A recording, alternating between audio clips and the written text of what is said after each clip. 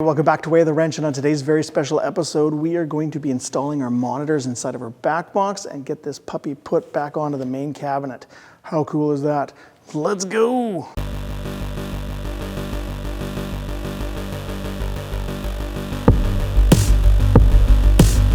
All right, because we have a pinballcabinet.com Flatpack, this is going to be really quite easy to install as opposed to making our own brackets and figuring out what we have to do. Now, the kit comes with a Backglass monitor bracket, and it has all been CNC machined, including some nice long slots that will incorporate any kind of vase mount that you would have for your monitor, including 75, 100 and 200 millimeters. So for our build, we're using the 100 by 100 millimeter vase mount. Now, because they're nice and long, the up and down of where we want our monitor should be easy to figure out, and we've got a lot of adjustability. And I'm gonna even go further and see if I can put this right against the top and see if there's still enough length in those slots to get it where I want. And then because this bracket goes right to the inside edges, and this is CNC machined from the center, the left and right centering should be taken care of for us as well. So the only other thing we have to figure out is the depth of our mount, or in other words, how far do we want the front of our screen from our monitor away from our plexiglass. Now, to attach this Backglass mount, I just went to my local hardware store and got some thin sheet metal angle iron brackets. And I think the first thing we're gonna do is get this attached to the bracket itself and kind of flush against the sides. And I'm just gonna mark out where I want with a pencil, center punch, and do a little pilot hole drill so we can screw these in, and then we can mount our monitor on here and see where we want it. Okay, and then if we put this Backglass monitor bracket in and kind of line up with our VESA mounts, if I want to put this, like I was saying, right up to the top, that actually doesn't work. The VESA mount is past the slot on the bottom, so we're going to go a little bit more. And I'd like to have a little bit of kind of clearance so we can kind of have some adjustability. And that means we can't have this up to the top of the Backbox. We got to have some space. And if I leave roughly something about 2 inches, maybe even 2 1/4, there'll be some adjustability in there. So we're gonna have to space this out about 2 1/2, 2 1/4 inches. So if we put this down 3/4 plus roughly 2, what do we got here? Yeah, it's 2 1/4. And then we can put this back in. We can go all the way up to almost 11 1/2 inches. So we needed only 6 1/4 and 10 1/4. So our VESA mount should be somewhere like this, and there should be a little bit of room for adjustability to center it in this hole. So that'll work. Okay, so if we get these mounted to the bracket first, just kind of get it flush with the cabinet like that, figure out where we want these. Something like that looks okay. And do the other side the same.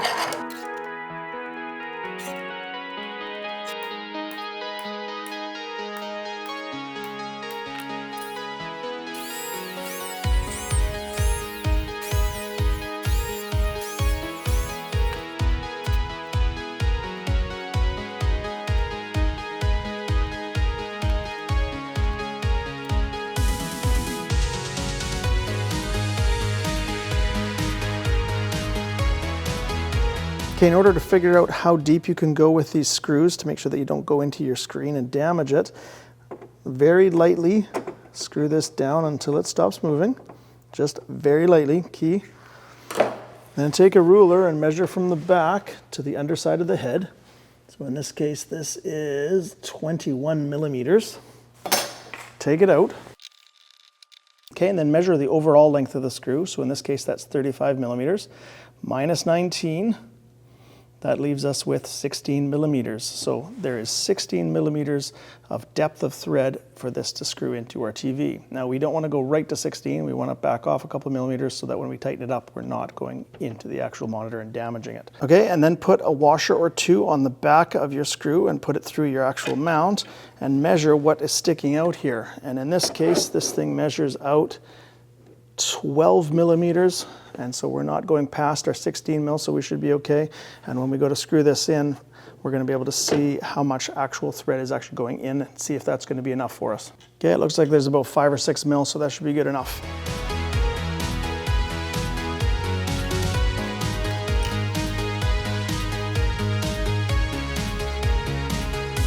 Okay, you can see the monitor sitting right down on the top there, and there is a gap, and if I kind of want to hide this bezel or at least center the gap for where there is a screen or not, that is about 2 inches. So really I need this thing to go up about 1 more inch. That way it's even. So let's take a look at the back. And you can see I do have the room to adjust that inch or even 1.5 inches, 1.75 inches up.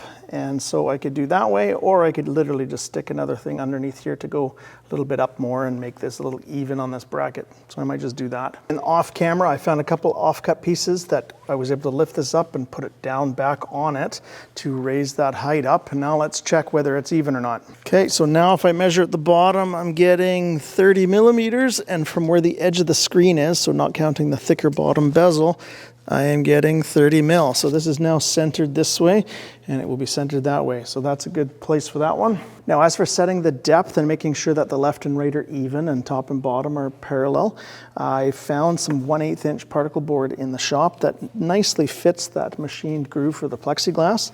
So I can put that in, and then I can space out from there whatever thickness I want on both sides, and then just pull the monitor and bracket towards it so it's nice and tight. Make sure that's what I want, and then I can go from the behind and just pencil in where I want to put on the screws for the brackets to attach to the sides of the back box. Or if that's too fancy, literally just take a ruler from the other sides and make sure that the distance from here to the end of the back box is the same on all 4 corners, and then you're good to go. Okay, then go ahead and mark your screw locations. Then take your monitor out so you can drill those pilot holes for the screws.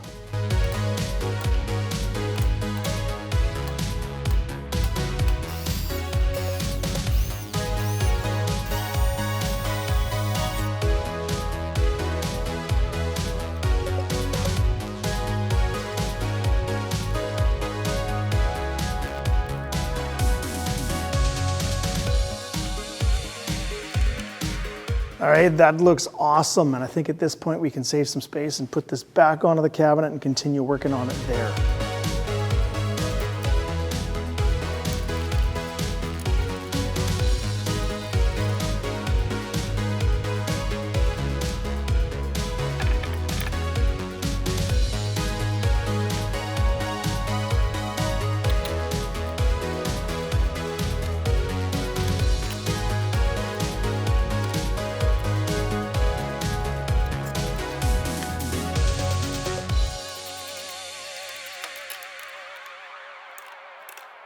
Okay, next up is the display for our full DMD. Now, what this basically is a laptop LCD computer screen replacement. And this is a 15.6 inch. It is a 1080p display, and it's also IPS so that you got the nice wide angles and nice good colors. Now, you will need a little bit more than just the screen here. There is this controller driver board and ribbon cable to get it to connect to the actual display. You do have to match this controller driver board to the actual monitor, so you're gonna have to make sure that these match. Now, I have tested this already. These do work, so if you're wanting to find something that's gonna work for you, for sure, I can look in the video description link down below. Really important, the pinouts have to match, so this is a 30 pin and a 30 pin. And then one of the best things I can recommend you do is get your screen first, and then you can look down here and look at the actual serial number for this screen, and then you can order the matching controller. And when you order the controller, just make sure that that is listed as compatible with this. Now, if you're wanting to make this a little cheaper for yourself, you can take an old laptop apart and get the screen out, and once the screen is out, you can actually look at the serial number and then order a controller, and that'll work for you as well. Okay, there's a nice zoom in of the actual serial number, and this is the number that you're gonna wanna match up to a controller. This one here, the NV156FHM-N3D. Okay, and then to power these things, you are also going to need an AC/DC adapter for 12 volts and whatever amperage or voltage that you are using to supply for your screens. And then the last thing is, this is a screen that's, once again, supposed to go into a laptop, so there isn't any kind of brackets or anything on this model. So you can try to look for one of these display screens that do have built-in kind of brackets, especially in the right locations to go into our pinballcabinet.com setup. However, mine, even though I ordered it with it, it didn't come with them for whatever reason. So a little quick shop over at AliExpress, I was able to find these screen brackets that slide over like that. and then you just put the little screws in to be able to put this in properly. Okay, now to hook up your controller to this ribbon cable, make sure the blue plastic side of the ribbon cable is facing upwards. And on the controller board itself is this little kind of swinging hinge kind of bracket. Make sure that's flipped up. Insert your ribbon cable all the way in so it's even with the blue plastic side facing up, and then just push that little swinging gate down and clamp that down and make sure it's not loose. And that blue edge of the plastic should be parallel with the clip. Now on the other end of the ribbon cable, you need to make sure that this blue writing is down like that, and then this simply just kind of clips in, and you might have to kind of use your fingernails and kind of push it in. Do not push hard. If you're pushing hard, the chances are it's upside down and not right. So it shouldn't be a lot of effort to put this in. So line it up so it looks like it's going to go in. And then just evenly push on both sides. Should hear a little clip.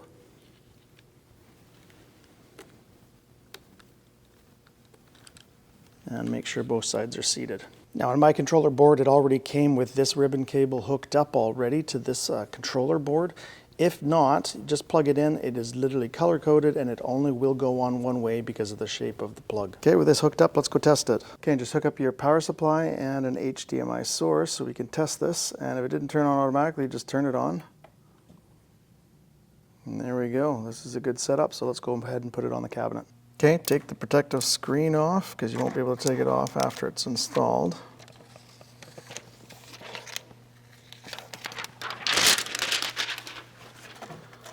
And fit that up into the opening. Take your brackets from AliExpress and fit them on the end. Okay, and before you screw these down, make sure that the panel is centered left and right and up and down. And I'm using number 4 by 1/4 inch long screws, but they're still too long. There's not a lot of meat on the front for the screw to drive in, and I don't want them poking out the other side. So ahead of time I figured out that I needed to add 2 of these washers to space it out enough that it wouldn't go through. Okay, and then when you're ready, screw it down.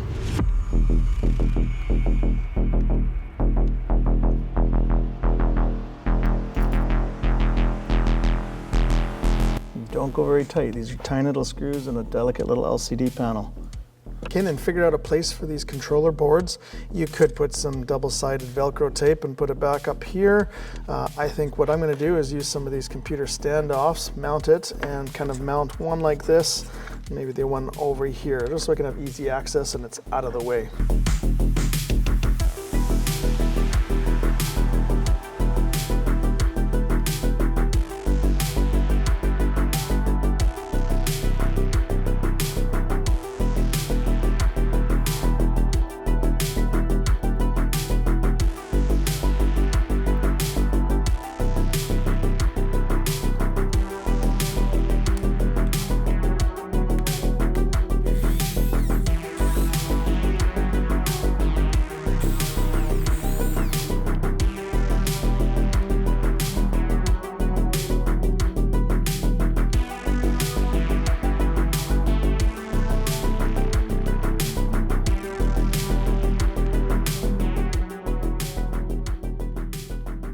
From the front, this looks pretty awesome too. Now, next step is we do have a gap around the monitor that needs to be filled.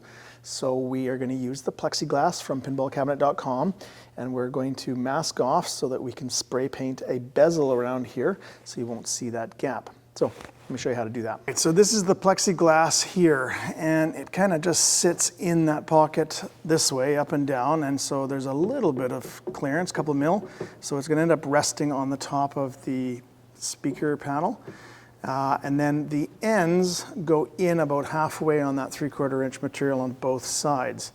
So we need to take some measurements of the monitor and where we need to mask that so that we can only see the screen. So since the plexiglass sits right down on the panel, up to just past the bezel is 30 millimeters. So we'll put a mask up that way. And then on the top, it's a little less. It's like 28 millimeters. And then on the sides, I can't go from the edges. I have to go off of what I need from the center. So if we measure this, this is looking like 710 millimeters. So I just have to go from the center and divide that by 2 and make sure that it's centered. And then mask off with paper the inside, leaving the outside border to be spray painted. And then that will be going to the inside when we install this.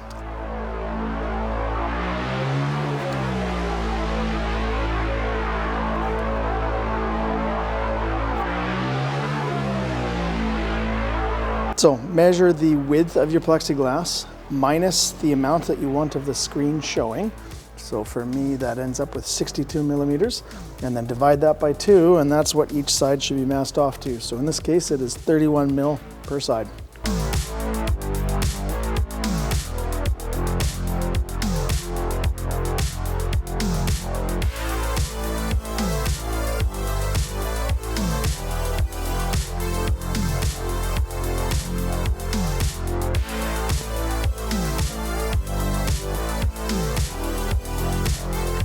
Okay, then very carefully clean up the excess here so that we can paint right around with it being a nice square. So don't cut into your plexiglass.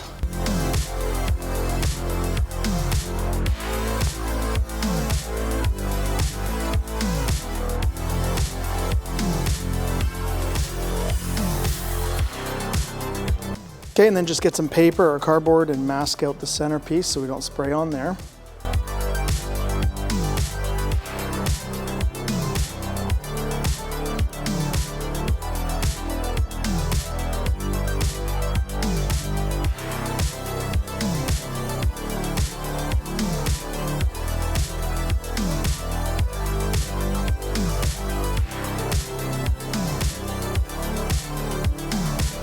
Before you start, let's make sure that this bezel area is nice and clean. So give it a little clean with some glass cleaner or some Windex.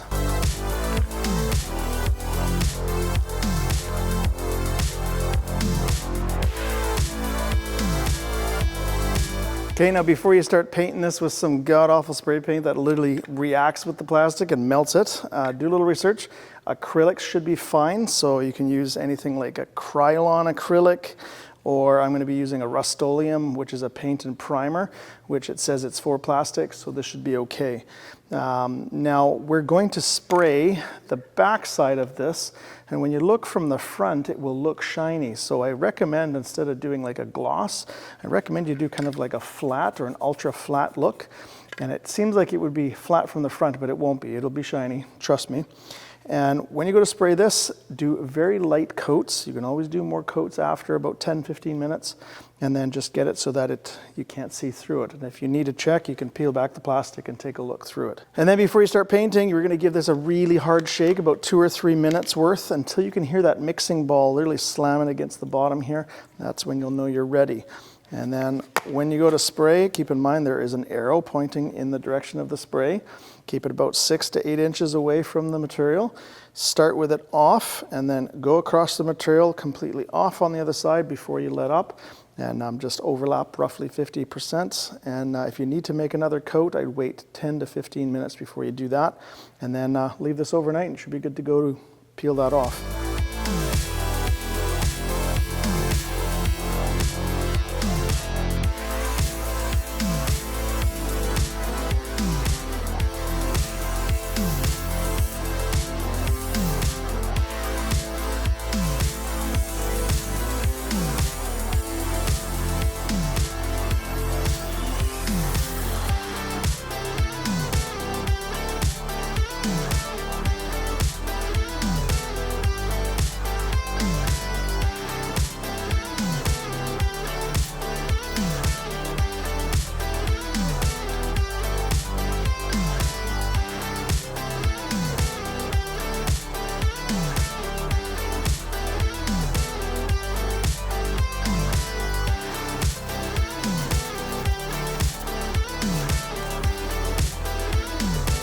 Okay, before I flex this to try to get it into the grooves in the back box, I am going to do a little trick. What you do in auto body when you got to do some dent pulling, use a little bit of heat. Think like hair dryer from a distance, just to kind of lightly warm up the paint.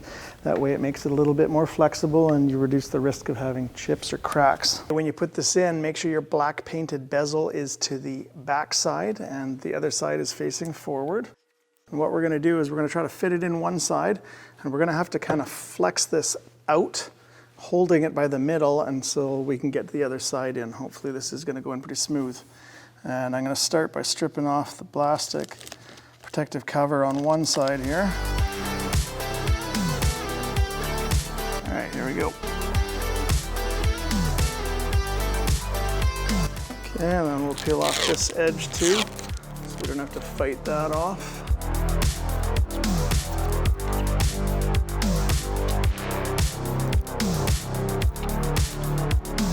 All right, we're in, so now we'll just peel off the cover. Hey, that looks pretty slick. Awesome. All right, so since we've got the monitors in and that was the harder part, I think it's time to start putting our back. Yeah, you're staring at my chin. Yeah, I forgot to put my beard back on because it's Movember, and through the month of November, I'm going to be putting on increasingly bigger mustaches so that I can raise some awareness about cancer and also collect some money for fundraising towards cancer research. So hopefully you were able to help me out with that. And back to the video. Yeah, so we're going to put these doors on from pinballcabinet.com. Now, if you didn't get the routering and didn't put any T-molding on here, this is going to be pretty easy. You're going to get yourself some piano hinges and you're going to put it on the outside edge and to the edge of your door like we're going to do, and that's all you got to do. But because I wanted this to look a little nicer and a little better, more professional, I got the routering done. Thank you very much, Lance, and put in the T-molding. So I can't use that spot. So I only have two options. I can close this piano hinge fully up and put it in between and screw into the end of the board, which I kind of don't like that idea. That tends to sometimes split the plywood. So the next best thing is we are going to put it like this. We'll put it into the side of the cabinet, and then half of the hinge will be on the outside of the actual door itself. Now I'm hoping that because I'm adding this thickness here of the part of the hinge into the sides, that it still will be able to open and close.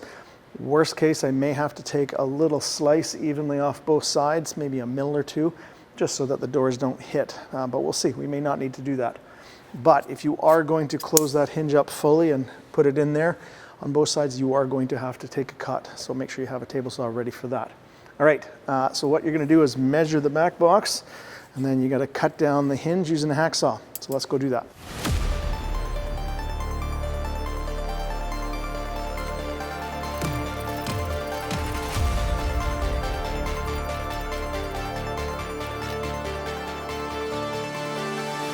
Now the T-molding might stick out a little bit past, so if you want to get that hinge to sit flush, you can take yourself a little box cutter and very, very carefully just trim the edge of that plastic where that hinge is going to be so it sits flat.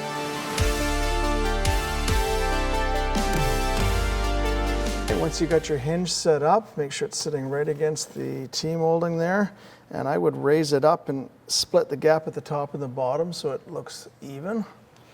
Like that, and then hold it in place and do a little pencil mark for 2 screws. And the only reason we're doing 2 is so that if something's wrong, we can adjust it and still not have all that work wrong and have to be redone. Okay, you're gonna have to use a chamfer bit in your drill and just barely add a little chamfer so that the number 4 screws can sit a little more flush and they won't get in the way of the door itself.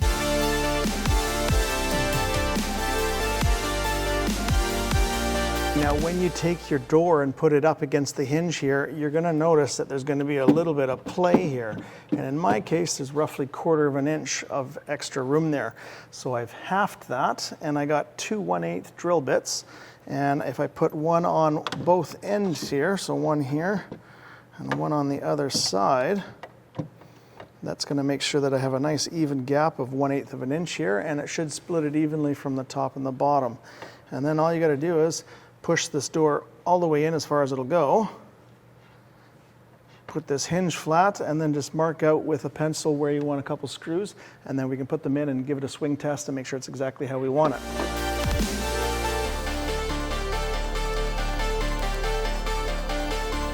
Hey, there we go. And you might want to do the other side exactly the same. Compare the gap in the middle, and then if everything looks exactly how you want, then you can go ahead and finish pilot drilling and screwing in all the rest of the screws. All right, there we go. And the moment of truth. Yes, there's enough clearance. Awesome. And we got a pretty even gap here. So I am happy with where this goes. So we just got to drill the pilot holes and put all the screws in, and then we can move on to the next step.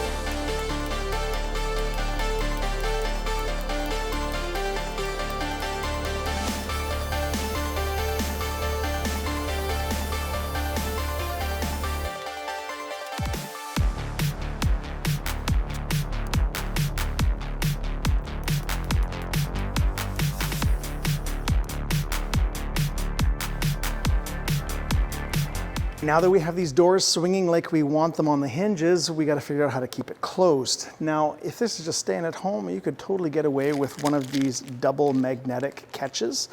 Basically, you mount a magnet up here and then screw a metal plate on the inside of the door. And when you close the door, it'll go and stay put unless you want to open it up and you got to pull it off the magnet.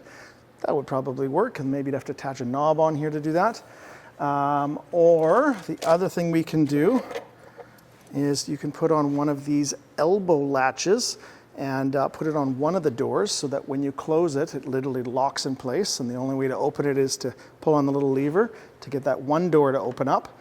And then on the other side, you could put one of these locks on it, one of these utility cam locks that you'd see on arcade games and stuff. And you could put the door lock on this side so that when you close it, you can lock the door and then people can't get in there, maybe young kids getting at the electricity, or if this is in a public venue. And for me, I'm going to be doing both. And the reason why is I like the idea of locking this up and having the elbow latch. However, I also want it so someone can't push the door in. So those magnetic latches on the top are going to act like a stopper so that it won't go in either. So let's go ahead and put these in. First step is take up the magnetic latch part, and we got to center it between the doors. So kind of just eyeball where it needs to be so that it's even. It's like about right for me, and then just mark a position on both sides for it. Then go ahead and stick the metal plates that you're going to attach to the doors so that you can space this backwards enough to where it needs to be. Like that. And then you can close the door and move it in until you get this part of the door flush with the top. Double check it's centered on the other side as well.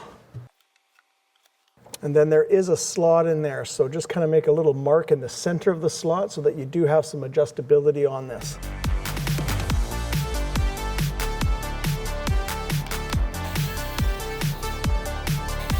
Okay, then mount the magnetic latch. Position this metal part of the latch onto the magnet, and you can move it around and close the door a couple times and position it exactly where you want it. And when you're happy with it, you can see there's a little hole in there. So we're going to close the door and then just use a pencil and mark out where we have to do our pilot hole to mount that. And do the same for the other side. Setting flush or where you would like it to, all you got to do is make note that, okay, this has got to go in a bit. Loosen those screws off and just adjust it in a bit because it is on a slot, and then tighten it down and you're good to go. Okay, now for this elbow latch, you have to figure out where this latch is going to go, and because there's a slot here for all the wires and stuff, it's not really going to fit here, so we're going to put it right here. And all you do is basically put the hooks together with the little kind of tiny latch that's going to be on here, and this is going to be on the door. And so we're going to put this flat down like this, push this against the door, and wherever this sits, we're going to get a pencil and mark out where those holes are, center punch and pre-drill and mount this first. And there's no way I'm going to get in here to mark that with the camera filming, so you just have to trust me. Now all you do is you take the little hook latch, put it on this surface here with the hook facing up, put this hook up so it goes over top, and position the door where you want so the front is flush with the cab. And then there is a slot, so just take a pencil and mark it, and then we're going to pre-drill a hole for the screw right in the middle so there is some adjustability on it still. And see how it goes, and it is in the middle of the slot, so all you got to do is adjust it so that the edge of the door is flush. Dang, that's pretty good.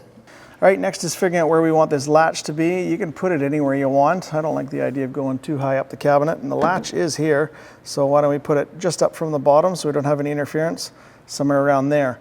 Now on the instructions, it wants you to put the hole, which is a 3/4 inch diameter hole, 3/4 of an inch in from the edge. So let's lay that out and go ahead and drill that. All right, for this 3/4 inch diameter hole, we're gonna go through with the hole saw just until this drill bit goes through. Then we'll go in from the back side and do a little bit, so that way when we finish it off, it doesn't tear out.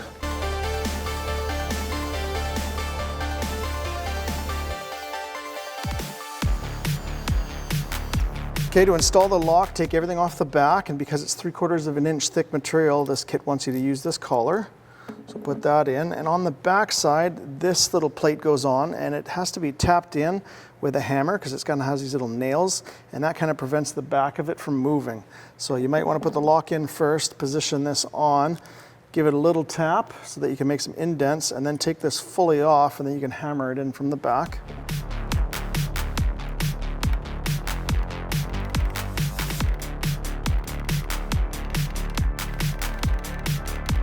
Okay, once you've hammered it in, put the lock in from the front. And then you go ahead and put the nut. And then snugly tighten it up with a 7/8 of an inch wrench. And really choke up on the handle. You don't want to over tighten this. Okay, with the key in the other side, you're going to take this little plate and put it on the square. And then it kind of has a cutout on the outer edge so that it can catch on a little pin on the outside of this other part. So as you turn the key, it should go 90 degrees and stop. This could be the tang facing out and locked. And then when you go 90 degrees the other way, that tang would be facing up here and you could unlock it. So it's just a matter of figuring out which latch you want on it. In this case, I'm going to have to use this long one here. And so if I put this one on, you can see that I can have it unlocked or locked. Unlocked or locked, and then to hold that in place there is a little screw that we put in the end right here. Now with it like this, the way it is, there's about 1/4 inch of a gap between this side of the plate and the door, so I'm going to have to put a little bend in here so that it can catch on the other side of the other door.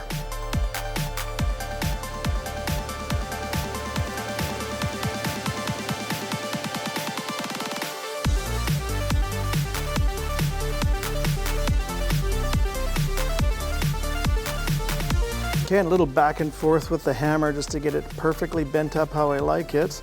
Go ahead and put this on. Make sure it's positioned in the right position for it to lock the way you like it.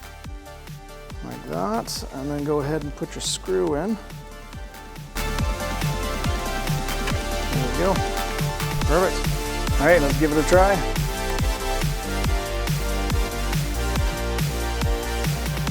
Awesome. Perfect. All right, now one thing I don't actually like is that the stop for the magnetic catch is at the very top of the door, so the bottom has a little bit of flex in. So to solve that, I'm going to use a single magnetic catch, and or you could also glue in a piece of wood as kind of like a stopper plate, but I've got one of these that I didn't end up using, so I'm going to use that. So it's going to go right here, and it's going to be much like the other one I just showed you already. All right, there we go. Let's test it out. Oh yeah, that's solid now. Sweet. And that's a wrap on another video from Way of the Wrench, this time on how to install your Backbox monitors and the doors on the side of your pinballcabinet.com Flatpack. If you have any questions at all, put them down in the comment section below and I will get back to you as soon as possible. And what's next? Man, I think we just did those monitors. Why don't we do the big mammer jammer and put in the playfield one? I think that'd be pretty important to get in here and figure out where I want it. So stay tuned for that. And if you haven't already, why don't you join us on Instagram, and that way you can see all the cool things we're doing in this shop in between videos. Until next time, take it easy.